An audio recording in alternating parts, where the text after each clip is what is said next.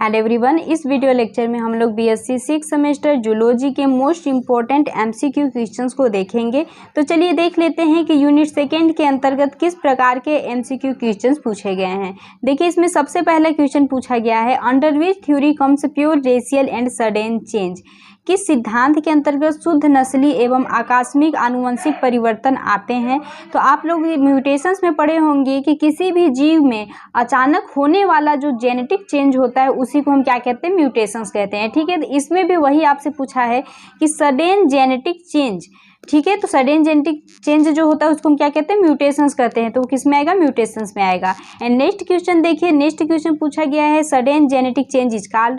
Sudden genetic change को क्या कहते हैं, हमने अभी आप लोग को बताया, उसको कहते हैं म्यूटेशंस। और म्यूटेशंस के बारे में किसने बताया था, तो ह्यूगो डी व्रीज ने म्यूटेशंस के बारे में बताया था। एंड नेक्स्ट क्वेश्चन देखिए, जिसमें पूछा गया है, the possibility of genetic and evolutionary change is greater in those species in which reproduction अकर।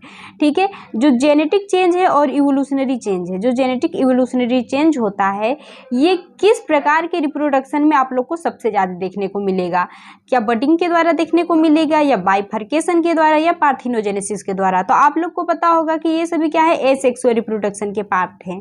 और एसेक्सुअल रिप्रोडक्शन में आप लोगों को जो जेनेटिक चेंज होता है, इवोल्यूशनरी चेंज होता है, ये आप लोग को देखने को नहीं मिलेंगे। तो इसका सही ऑप्शन क्या होता है, सेक्सुअल रिप्रोडक्शन। नेक्स्ट क्वेश्चन है हमारा, म्यूटेशन अकर। म्यूटेशन होता है तो म्यूटेशन क्या होता है, हमने आप लोग को बताया sudden genetic change is called mutation. तो इसका सही आंसर क्या है, जेनेटिक चेंज। ठीक है, जेनेटिक्स में यदि चेंज हो जाता है तो वही हमारा क्या कहलाता है, म्यूटेशन कहलाता है। जैसे यदि आपके क्रोमोसोम में चेंज हो जाए, डीएनए में चेंज हो जाए, तो ये सभी हमारे क्या होते हैं, म्यूटेशंस होते हैं। To prove important for biological evolution mutation occur in which of the following. जैविक विकास मतलब बायोलॉजिकल इवोल्यूशन के लिए महत्वपूर्ण साबित होने वाला म्यूटेशन निम्नलिखित में से किस में होता है। तो आप लोग जानते होंगे कि यदि आप लोग के सोमैटिक बॉडी पार्ट में जो होता है, सोमैटिक सेल्स में यदि कोई भी चेंज होता है तो वो नेक्स्ट जनरेशंस में पास नहीं होता है। और वही आपके जो होता है कि जो जर्म प्लाज्म में होता है, इसमें यदि आपको चेंज देखने को मिलता है तो वो चेंज आप लोग के नेक्स्ट जनरेशंस में भी देखने को मिलेगा। ठीक है, तो इसका सही आंसर क्या होगा, इन जर्म प्लाज्म। कि यदि जर्म प्लाज्म में कोई भी किसी भी प्रकार का म्यूटेशंस होगा तो वो नेक्स्ट जनरेशंस में देखने को मिलेगा, जो कि क्या होगा, जैविक विकास के लिए महत्वपूर्ण होता है। एंड नेक्स्ट क्वेश्चन देखिए, नेक्स्ट क्वेश्चन है हमारा, म्यूटेशंस आर। म्यूटेशंस है, म्यूटेशंस क्या है, तो change which are not genetic. क्या जेनेटिक्स में चेंज नहीं होना म्यूटेशन से, या चेंज विच आर जेनेटिक्स, या फिर जेनेटिक्स में चेंज होना क्या है, म्यूटेशन से। तो आप लोग को पता होगा कि सडन जेनेटिक चेंज, यदि किसी भी जेनेटिक्स में यदि हमारा चेंज हो जाता है तो वो हमारा क्या कहलाता है, म्यूटेशंस कहलाता है। तो change which are genetics. And next question देखिए, जिसमें पूछा गया है, cause of mutations is. Mutations का कारण है, तो म्यूटेशन किन कारणों से होता है। तो आप लोग को पता होगा, यदि क्रोमोसोम में चेंज हो जाए तब भी म्यूटेशन हो सकता है, जीन में चेंज हो जाए तब भी म्यूटेशन हो सकता है। यहाँ पे भी वही ऑप्शन दे दिया है, क्रोमोसोम में चेंज हो जाए। ठीक है, तो ये सभी सही हैं। इन सभी में यदि चेंज हो जाता है, इन सभी में से किसी में भी आप लोग को चेंज देखने को मिल जाता है तो उससे क्या होता है, म्यूटेशंस कहते हैं। नेक्स्ट क्वेश्चन देखिए, जिसमें पूछा गया है, म्यूटेशन मोस्टली आर। म्यूटेशंस जो होते हैं अधिकतर कैसे होते हैं, तो म्यूटेशन ज़्यादातर हार्मफुल होते हैं। ठीक है, एंड नेक्स्ट क्वेश्चन पूछा गया है, विच theory explain sudden hereditary change. Sudden hereditary change के बारे में हमने आप लोग को बताया, किसमें बताया गया है, म्यूटेशंस ओट या म्यूटेशंस में बताया गया है। नेक्स्ट क्वेश्चन है हमारा, mutations is cause by. Mutation किसके कारण होता है, तो या तो आपके चेंज हो जाए डीएनए, डीएनए के सीक्वेंस में किसी भी प्रकार का चेंज हो जाएगा तब भी आपको म्यूटेशन देखने को मिलेगा, या फिर चेंज हो जाए क्रोमोसोम में चेंज हो जाए तब भी आप उसको म्यूटेशन से कहेंगे, जीन में चेंज हो जाए तब भी आप उसको म्यूटेशन से कहेंगे। तो इसका option number D all of this सही है। नेक्स्ट क्वेश्चन है हमारा, mutations can be done artificially by. आप आर्टिफिशियली म्यूटेशंस कैसे कर सकते हैं, तो रेडिएशंस के द्वारा या फिर केमिकल सब्सटेंस, इन दोनों के द्वारा आप क्या कर सकते हैं, आर्टिफिशियली जो होता है म्यूटेशंस कर सकते हैं। क्वेश्चन है हमारा, in which theory it is believe that species are mutable. किस सिद्धांत में यह माना जाता है कि स्पीसीज जो होती हैं वो परिवर्तनशील होती हैं। ठीक है, तो ये बायोलॉजिकल इवोल्यूशंस में माना जाता है।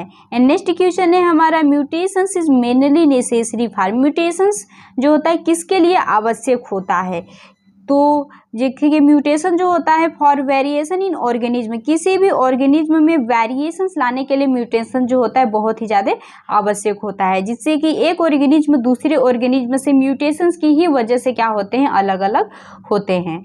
नेक्स्ट क्वेश्चन देखिए जिसमें पूछा गया है who presented the theory of mutation, mutation का सिद्धांत किसने प्रस्तुत किया। तो हमने आप लोग को बताया कि म्यूटेशंस के बारे में किसने बताया था, ह्यूगो डी व्रीज ने। एंड नेक्स्ट क्वेश्चन देखिए जिसमें पूछा गया है to be successful in biological evolution mutations must occur, जैविक विकास में सफल होने के लिए उत्परिवर्तन होना आवश्यक है। तो किस में उत्परिवर्तन होगा तब आपको बायोलॉजिकल इवोल्यूशन जो होता है वो सक्सेसफुल रहेगा। तो आप लोग को हमने अभी आप लोग को बताया कि यदि जब तक ले आपके जर्म प्लाज्म में किसी भी प्रकार की चेंज नहीं होती है तब तक वो नेक्स्ट जनरेशंस में नहीं जाएगा। तो वो क्या होगा, इसका सही option in the DNA of germ plasm, ठीक है।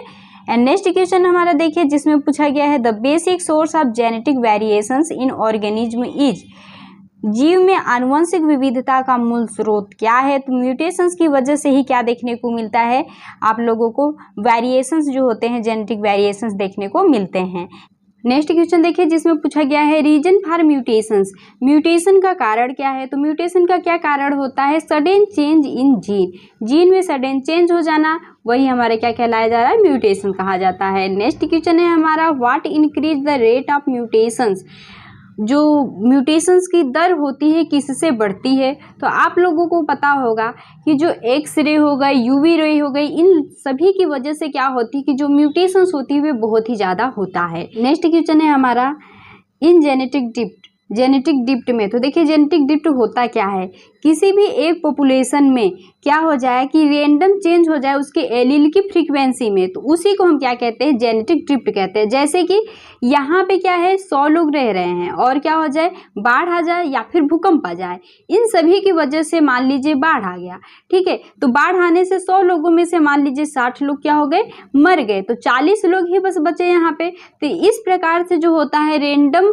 चेंज हो जाता है एलील की फ्रीक्वेंसी में, तो वही हमारा क्या कहलाता है, जो होता है जेनेटिक ड्रिफ्ट कहा जाता है। जैसे कि यहाँ पे 100 है और यहाँ पे क्या हो गए 40 हो गए, ठीक है। तो रैंडम चेंज हो गया इसके एलील की फ्रीक्वेंसी में, तो यही हमारा जेनेटिक ड्रिफ्ट कहा जाता है। और ये जो जेनेटिक ड्रिफ्ट होता है ये 2 प्रकार के होते हैं, एक होता है बोटलनेक इफेक्ट और दूसरा होता है फाउंडर इफेक्ट, ठीक है। तो अब देख लेते हैं कि जो जेनेटिक ड्रिफ्ट में क्या होता है। तो जेनेटिक ड्रिफ्ट में जो होता है cause significance fluctuation in large population, बड़ी आबादी में महत्वपूर्ण उतार चढ़ाव उत्पन्न करता है जो जेनेटिक ड्रिफ्ट होता है।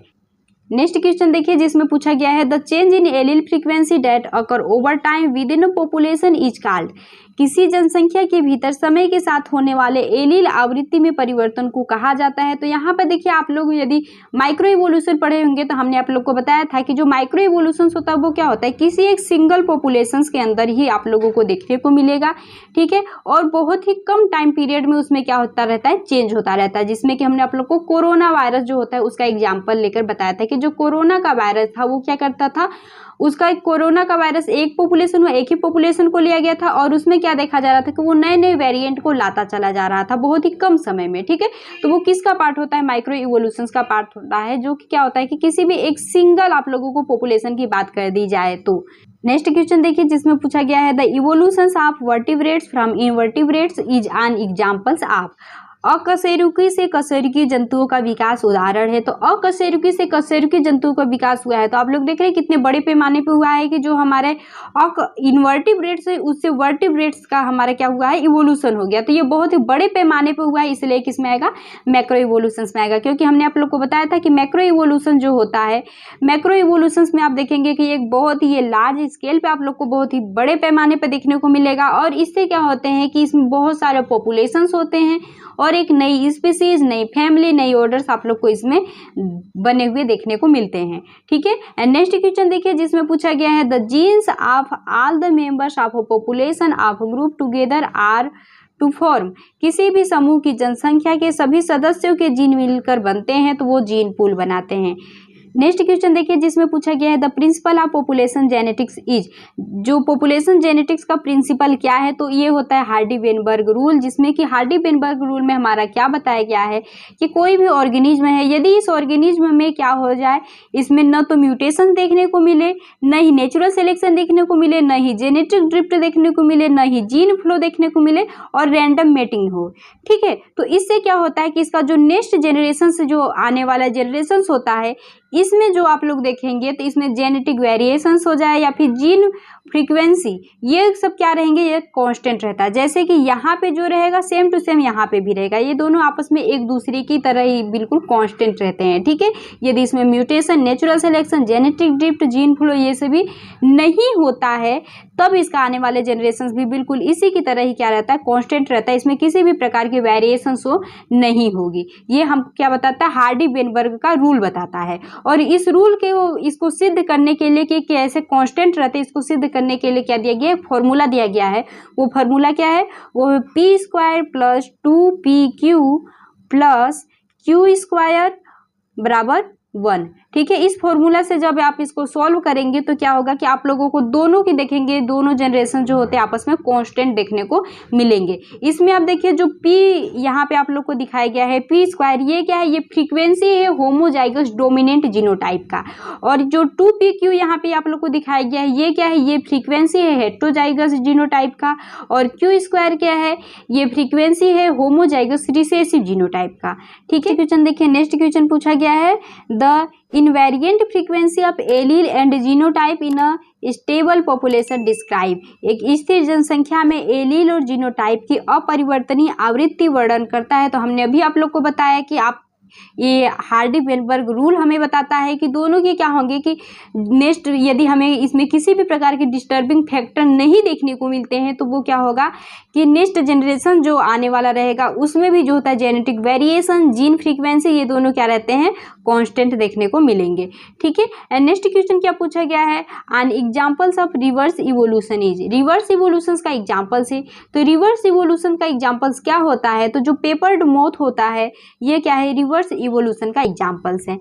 नेक्स्ट क्वेश्चन पूछा गया है industrial melanism was studies by, जो औद्योगिक मेलेनिज्म का अध्ययन किया गया, तो जो औद्योगिक मेलेनिज्म है इसका अध्ययन किया गया पेपर्ड मोथ में, ठीक है। तो यदि आप लोग को ये वीडियो समझ में आया होगा तो वीडियो को लाइक कर दीजिएगा और चैनल को सब्सक्राइब कर दीजिएगा।